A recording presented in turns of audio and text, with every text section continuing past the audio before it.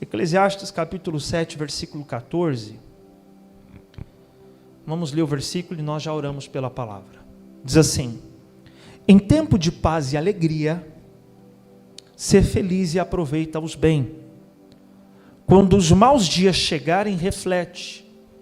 Deus fez tanto um quanto o outro, a fim de que o ser humano não tenha o poder de desvendar o seu futuro. Pai, fala ao nosso coração através da sua palavra. Revela-nos as verdades do reino através da sabedoria que vem das Escrituras. Dá-nos discernimento espiritual e sabedoria do alto, em nome de Yeshua. Amém. Perceba, irmãos, uma afirmação que o texto está fazendo a nós. A palavra está nos revelando. Põe a segunda parte do versículo, por gentileza.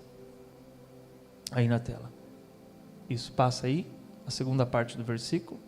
Olha só. Deus fez tanto um quanto o outro, falando sobre dias bons e dias maus. Então, ele está dizendo, quando você estiver num dia bom, aproveita. Porque, como já diz o ditado aí fora, a alegria de pobre dura pouco. Mas não por isso. Ele está dizendo, aproveita, porque não vai ser surpreendente que um dia bom pode, de repente, ser interrompido por uma notícia ruim, por um acontecimento ruim, por alguma situação que está além do teu controle, que interrompa aquela alegria que você estava desfrutando. Por isso ele diz, quando você estiver num dia bom, aproveita. Porque de uma forma muito natural, e você precisa se dar conta disso. De uma forma muito natural, as coisas à nossa volta se alteram constantemente. Você pode ter planos para começar seu dia de uma forma muito alegre, muito em paz, sair de casa com um sorriso no rosto, com um coração cheio de gratidão a Deus, e de uma maneira que não envolva você necessariamente, mas o meio em que você está, situações que fogem do seu controle podem acontecer. Uma pessoa te fecha no trânsito, um acidente a caminho do trabalho acontece, Deus nos livre disso, uma notícia ruim surge, a economia que estava talvez caminhando de uma forma favorável, de repente piora, um cliente te liga abrindo mão do negócio, ou uma oportunidade que estava quase para ser fechada, de repente se perde. De uma forma muito natural, as coisas vão mudar, elas mudam. É o estado natural desse mundo. Esse mundo ele é mutável, ele sempre está num estado constante de mudança entre coisas boas e coisas más. Talvez até como uma consequência daquilo que Adão fez no Éden, porque o fruto da árvore que ele comeu que não deveria, foi o fruto do conhecimento do bem e do mal. Até então Adão só conhecia o bem. O conhecimento do mal estava de maneira representada ali naquele fruto, contido naquele fruto. Quando Adão ingere o fruto como cabeça de toda a criação, não só o seu interior se misturou o mal com o bem, como também toda a criação que estava sob seu cuidado, porque a terra foi criada para estar sob o cuidado de Adão. Por isso que depois que Adão peca, quem é também amaldiçoada? A própria terra. O Eterno amaldiçoou a terra passou a estar debaixo de uma maldição, o Eterno vai dizer isso em Gênesis.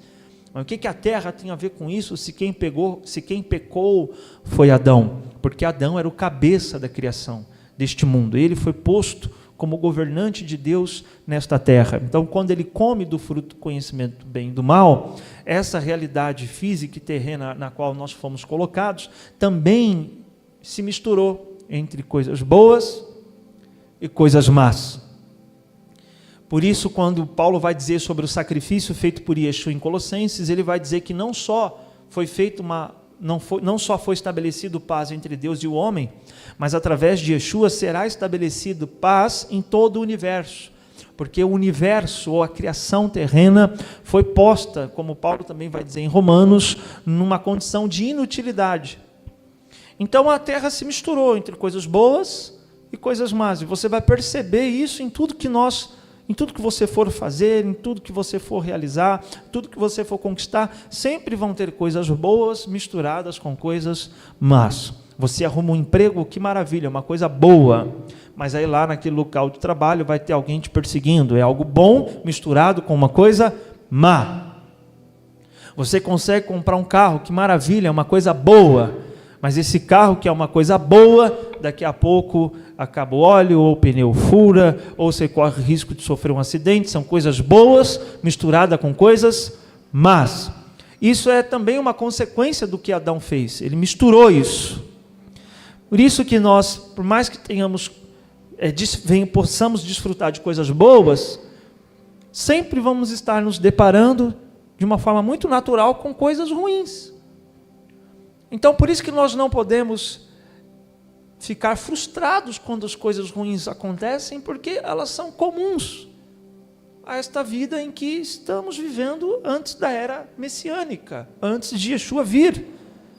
Somente quando Yeshua voltar é que o mal será por todo extirpado, e aí sim vamos desfrutar de um bem pleno, como foi experimentado por aqueles que estavam vivendo nos dias de Yeshua. Porque quando Jesus esteve no mundo, foi já uma antecipação disso, do que vai ser quando ele voltar. Porque quando Yeshua esteve no mundo entre nós, irmão, era maravilhoso. Se você está aqui, caiu, tropeçou, machucou o tornozelo, se você estivesse em Israel, ainda melhor ainda, era só ir até onde Jesus estava. Deixa eu ver onde Jesus está. Jesus está ali pregando numa sinagoga, era só ir lá, falar: oi Yeshua, eu caí, eu torci o tornozelo, e Yeshua colocava a mão no seu tornozelo, pronto, você já voltava tranquilo. Se você chegasse em casa, tomasse conhecimento que alguém tomou um veneno lá, alguém da sua família está morrendo, ou veio até morrer, era só você pegar ele e fazer uma viagem, levar até onde Jesus estava. Yeshua, está aqui meu filho, e morreu, e Jesus ressuscitava. Era assim que as pessoas que estavam próximas a ele viviam quando ele estava entre nós. Qualquer situação ruim que acontecesse com eles, eles recorriam a Yeshua, e Yeshua os respondia, nem mesmo preocupados com pão eles tinham que ficar. Foi já assim uma antecipação do que vai ser. Os discípulos nem com pão se preocupavam. Senhor, tem uma multidão aí que está faminta, não tem como manter todo mundo, despede-os.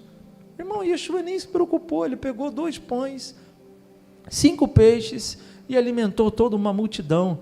Pronto, você nem precisa naquela época, você não se preocuparia com questões financeiras, você não se preocuparia com questões de saúde, você não se preocuparia com questões de vida ou morte, você só se preocuparia em estar junto de Yeshua, servindo a Ele, manifestando o reino de Deus, expulsando demônio, curando enfermo, e assim vai ser global, vai ser o mundo inteiro, quando Yeshua retornar. Mas até que Ele retorne, a gente está na terra que está sujeita ainda à inutilidade. Então, dias bons vão sempre, em algum momento, ser interrompidos por dias ruins. Só que o interessante é que Salomão, que é quem está escrevendo isso, vai dizer: Deus fez tanto um quanto o outro, a fim de que o ser humano não tenha o poder. Então essa é a afirmação que ele faz: o ser humano não tenha o poder de desvendar o seu futuro. Então, quando as coisas estão caminhando de uma forma boa, nós criamos previsões a partir dessas coisas. Agora vai. Agora tudo vai ser uma maravilha. Agora a minha vida nunca mais vai ser a mesma. E aí você começa a imaginar um futuro que pode ser interrompido por alguma notícia ruim. Ou mesmo quando algo ruim está acontecendo. Agora acabou tudo. Agora não tem mais esperança.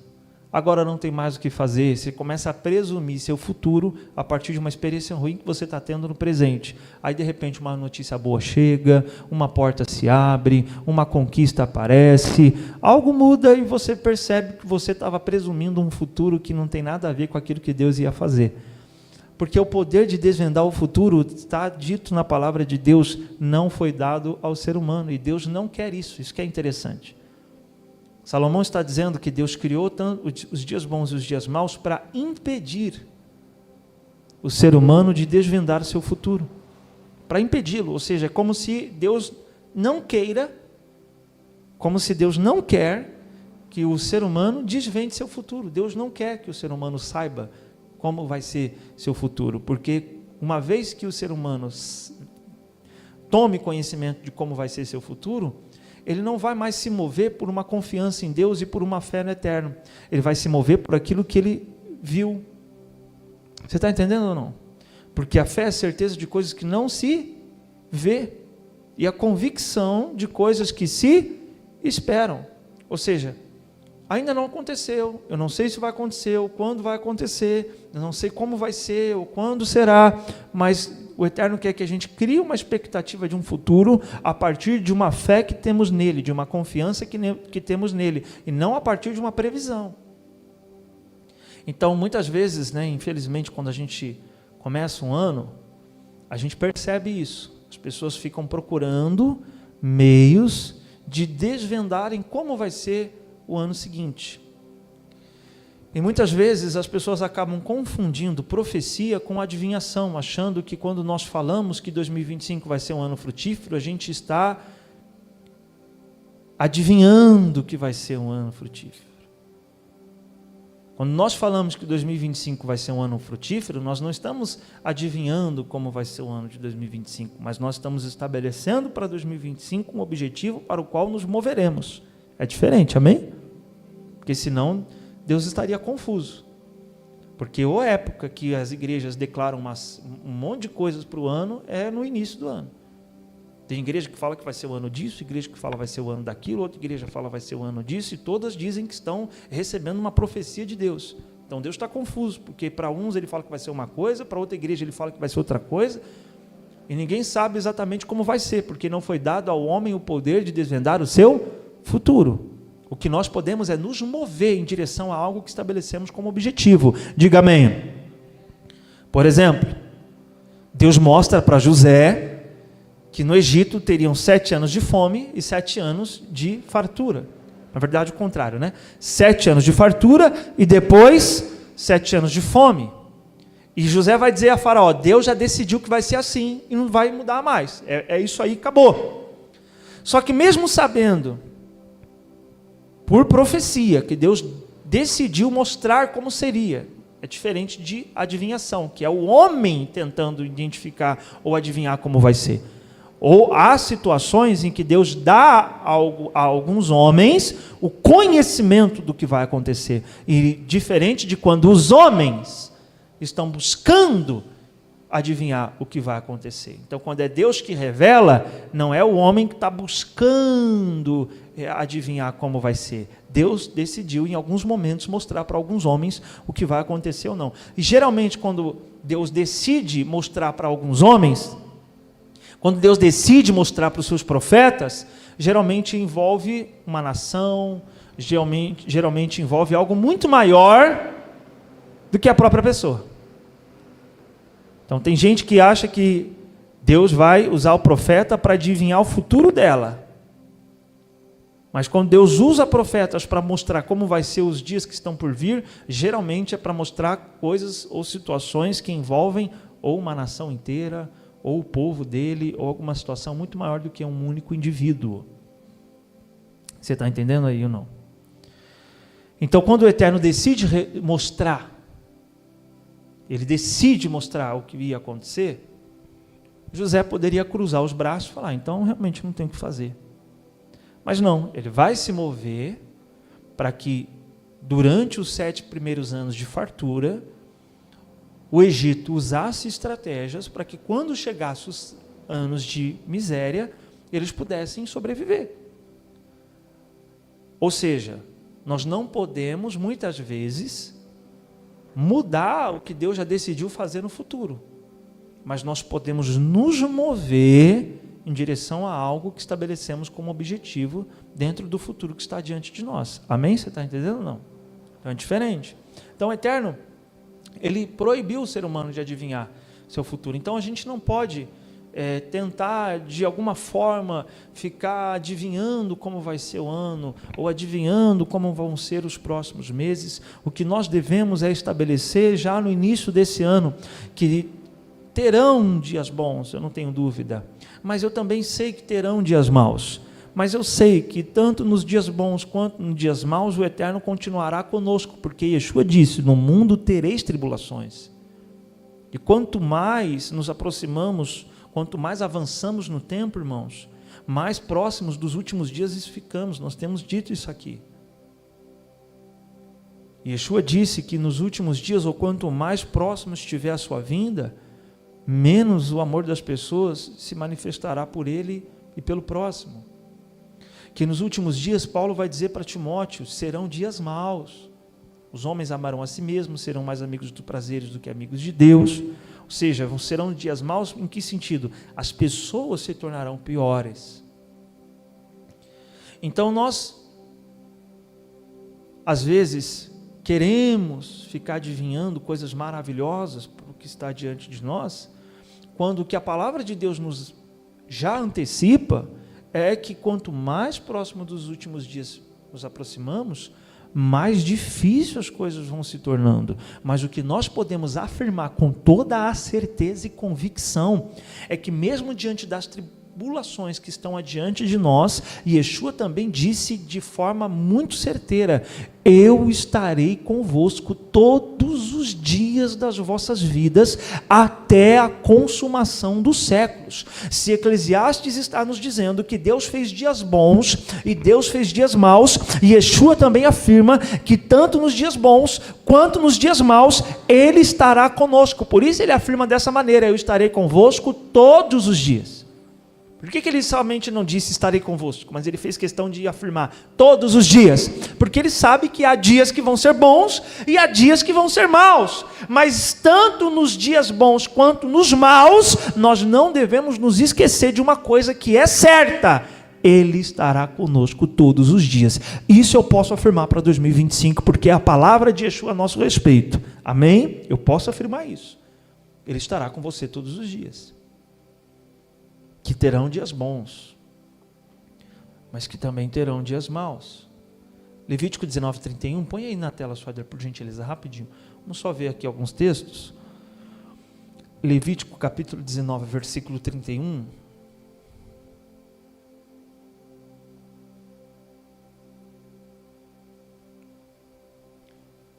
Levítico 19:31. Aí depois a gente vai lá para Mateus 6. Levítico é os primeiros aí, né? Aí. Não vos voltareis para os que consultam os espíritos dos mortos, nem os que adivinham o futuro, porquanto eles vos contaminariam.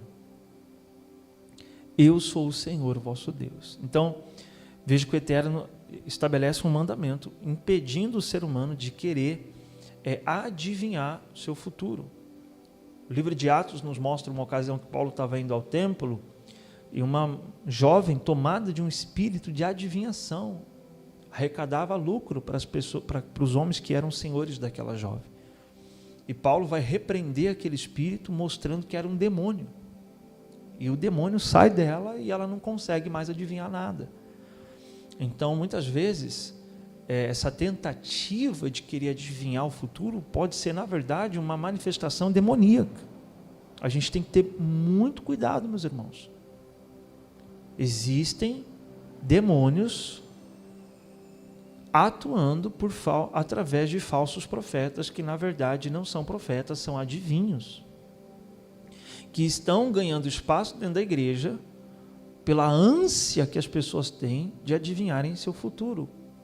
Considerando que estamos numa época em que um dos males que mais assola a humanidade é a ansiedade, e a ansiedade é uma preocupação do passado. A ansiedade é uma preocupação não com o presente.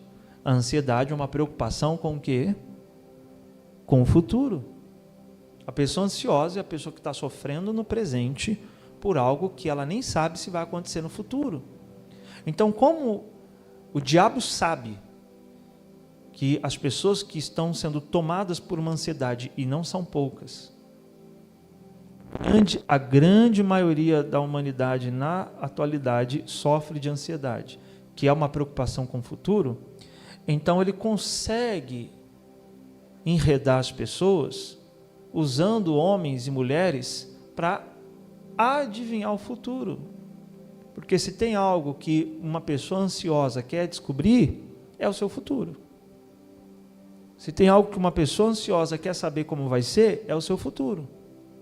Só que a resposta de Deus para o ansioso não é adivinhar o futuro. A resposta de Deus para o ansioso é o que Yeshua vai dizer aqui em Mateus 6. Vamos ler? Olha a resposta de Deus para o ansioso, Mateus 6, 27.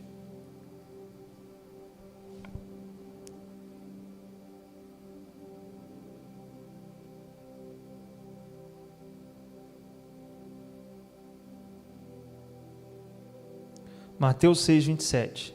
Qual de vós, isso aqui é Yeshua, tá, irmãos? É uma pregação do próprio Messias. Qual de vós, Mateus 6, 27. Qual de vós, por mais que se preocupe, o que é isso aqui? Ansiedade, amém? O que é uma preocupação? É a pessoa estar ocupada com algo antecipadamente. Ela está ou seja, antecipadamente ocupada. Não, preocupada.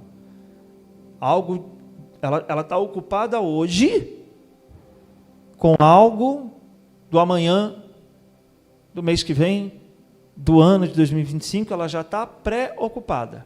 Então, Yeshua vai dizer, qual de vós que por mais que se preocupe, pode acrescentar algum tempo à jornada da sua vida? E por que andais preocupados quanto ao que vestir? Observai como crescem os lírios do campo. Eles não trabalham, nem tecem.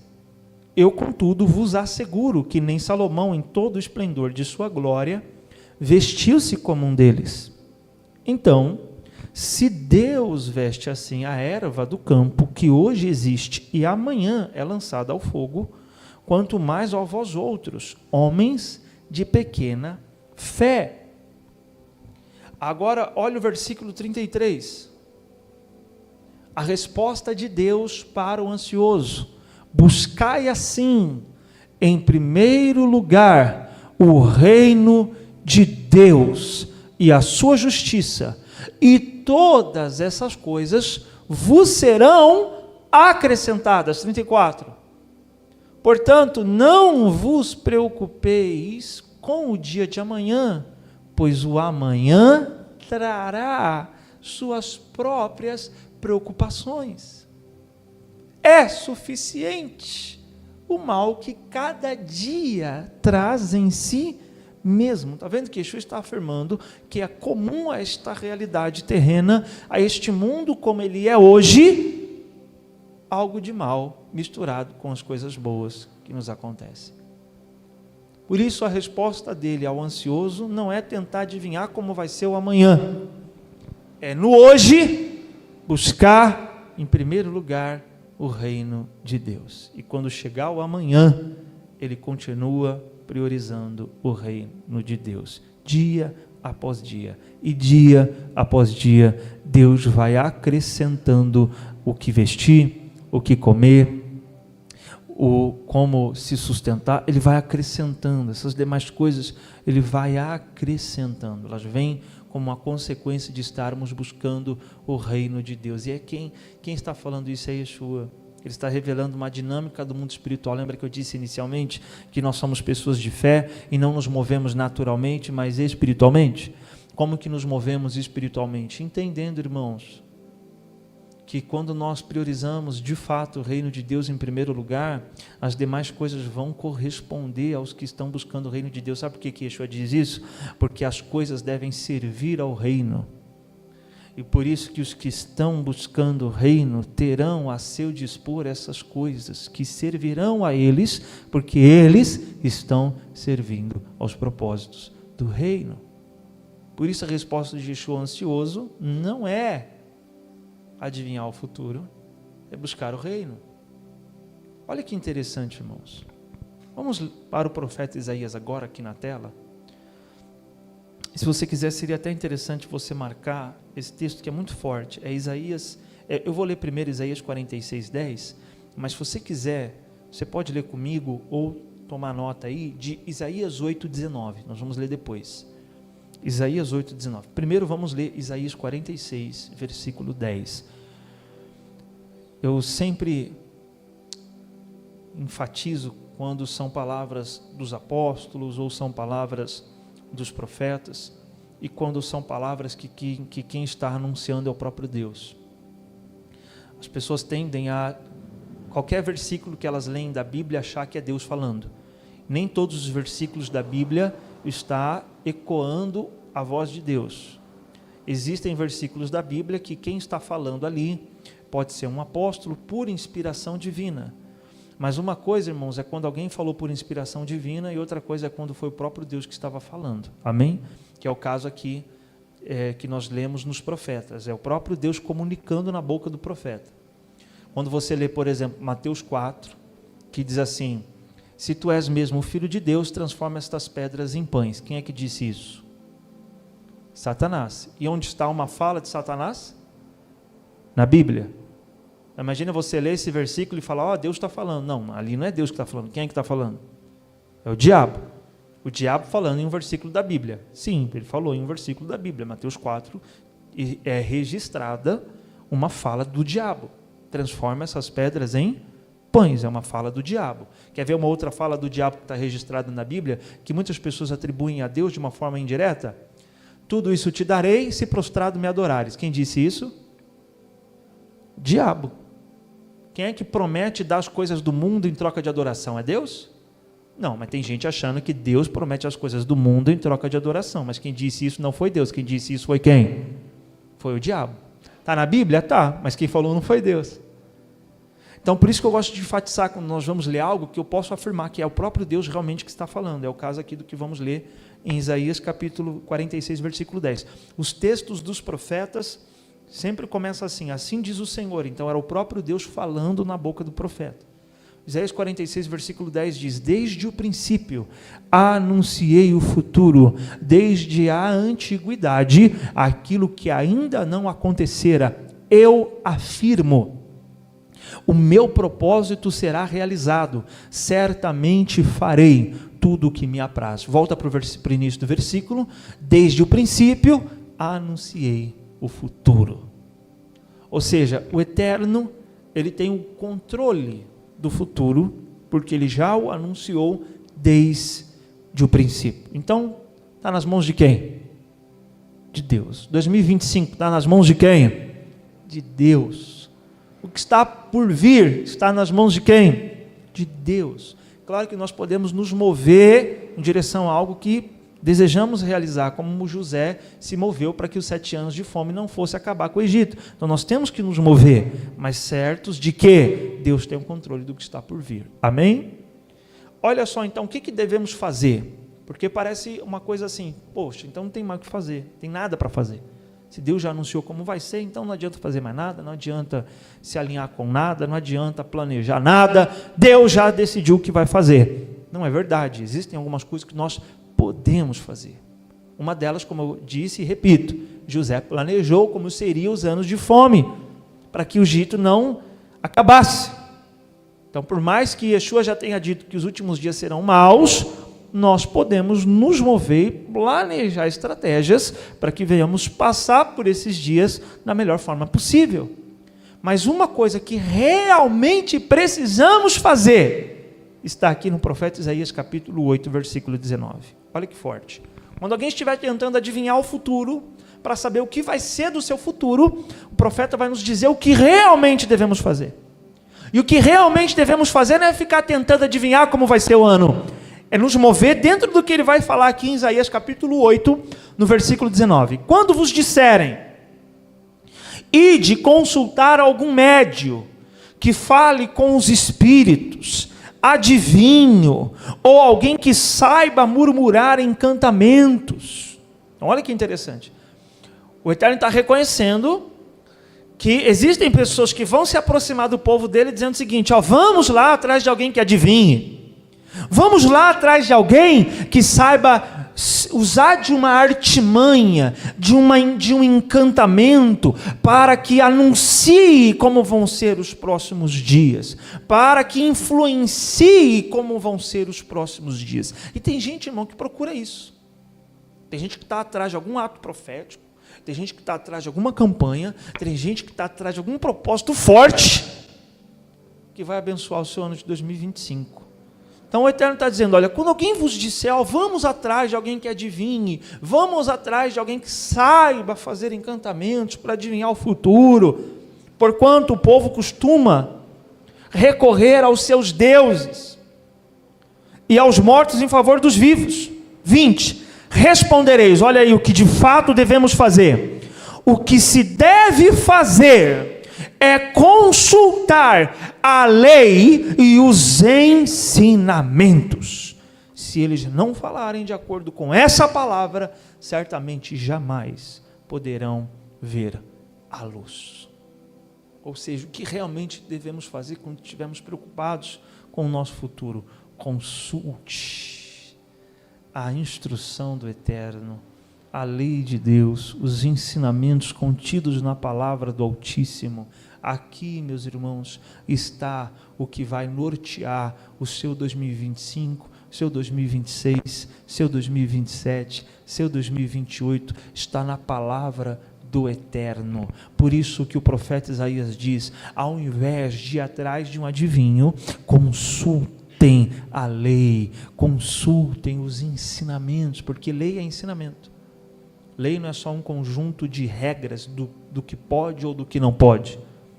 Lei é a palavra hebraica para Torá, é a palavra portuguesa da hebraica Torá, que é instrução, ensinamento.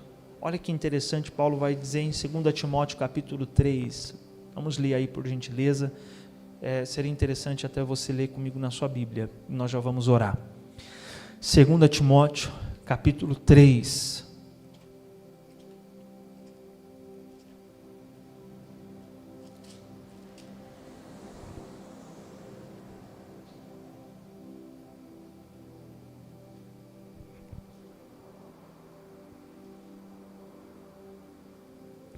Segunda Timóteo, no capítulo 3,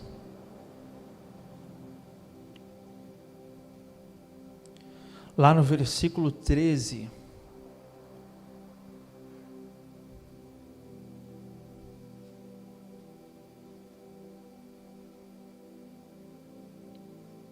todavia, os perversos e impostores andarão de mal a pior, enganando e sendo enganados. Essa é uma das realidades dos últimos dias. Aí no 14, Paulo diz a Timóteo: tu, no entanto, isso é muito interessante, né? Então ele vai dizer como que os perversos, qual que é o futuro dos perversos? Andar de mal a pior. Então, é ilusão uma pessoa continuar na perversidade, na expectativa de um ano próspero, abençoado e bem-sucedido. É ilusão. Se eu continuar sendo perverso, eu vou de mal a pior. Então, ele já está anunciando como será o futuro dos perversos. Eles irão de mal a pior. Só que aí, quando ele se refere a Timóteo, ele diz: tu, no entanto, ou dependendo da tradução, tu, porém, ou seja, os perversos vão de mal a pior, mas você não. Os perversos vão de mal a pior, mas nós, se seguirmos aquilo que Paulo vai dizer em seguida, vai ser o contrário. Amém? É interessante isso, porque se ele vai dizer que os perversos vão de mal a pior, tu, porém, e ele vai falar para Timóteo, então quer dizer que para Timóteo vai ser o oposto disso. Se os perversos vão de mal a pior, os que seguirem a recomendação que Paulo faz a Timóteo vão de bem para melhor, em nome de Jesus. Amém? Por isso ele diz: tu, no entanto, olha só, Tu, porém, permanece no ensino que recebeste, sobre o qual tens plena convicção, sabendo perfeitamente de quem o tem aprendido, porque desde a infância sabes as sagradas letras, que têm o poder de fazer-te sábio para a salvação por intermédio da fé em Jesus Cristo. Toda a Escritura é inspirada por Deus e proveitosa para ministrar a verdade, para repreender o mal, para corrigir os erros e para ensinar a maneira certa de viver, a fim de que todo homem de Deus tenha capacidade e pleno preparo para realizar todas as boas ações. Agora veja o contraste que Paulo faz entre os perversos com Timóteo. Desde que Timóteo permaneça nos ensinos, desde que Timóteo não se esqueça das sagradas letras que ele aprendeu na infância. Atos 16 nos mostra que Timóteo era filho de mãe judia.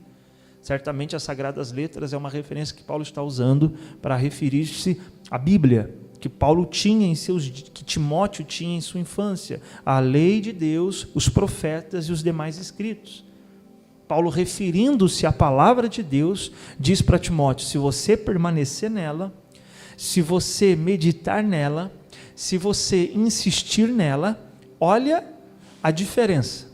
Enquanto os perversos irão de mal a pior, os que continuarem perseverando na palavra de Deus, os que continuarem consultando as sagradas letras para se pautarem, esses estarão capacitados e em pleno preparo para realizar todas as boas ações. Olha a diferença. Enquanto os perversos vão caminhar de mal a pior, os que se pautarem pela palavra de Deus nesse ano de 2025 estarão capacitados e terão um pleno preparo para realizar todas as boas ações. Você pode dizer um glória a Deus por isso? Por isso que o Eterno está dizendo a nós nessa noite sobre o que realmente precisamos para 2025 é consultar ainda mais a palavra de Deus, os seus ensinamentos, por meio deles, por meio de cada história, por meio de cada exemplo, por meio de cada instrução, irmos nos pautando e nos corrigindo, e na medida em que vamos nos corrigindo de acordo com a palavra, vamos estando capacitados para que nesse ano possamos realizar todas as boas ações. Todas as ações boas que Deus espera que você tenha em 2025, você terá, se você, ao invés de agir como um perverso, ficar preocupado em tentar adivinhar como vai ser 2025, você consultar a palavra de Deus para se preocupar com aquilo que você tem que fazer em 2025. A sua preocupação não deve ser naquilo que Deus vai fazer em 2025, naquilo que o diabo vai fazer em 2025, a sua preocupação, a Paulo está dizendo, deve ser naquilo que você tem que fazer em 2025, porque se você consultar a palavra de Deus vai corrigir seus erros, a palavra de Deus vai capacitar você para que você faça todas as boas ações que são esperadas de você nesse ano. E quanto ao que Deus vai fazer, deixe com Deus, porque Ele já anunciou o futuro desde a antiguidade. Deixe com o Eterno, porque Ele já tem o amanhã determinado sobre as nossas vidas. Não cabe a nós adivinharmos como vai ser. Cabe a nós consultarmos a palavra de Deus e nos corrigirmos para que tenhamos boas ações nesse ano. Amém? É isso que precisamos verdadeiramente para 2025. Fique de pé no seu lugar. Vamos orar ao Senhor.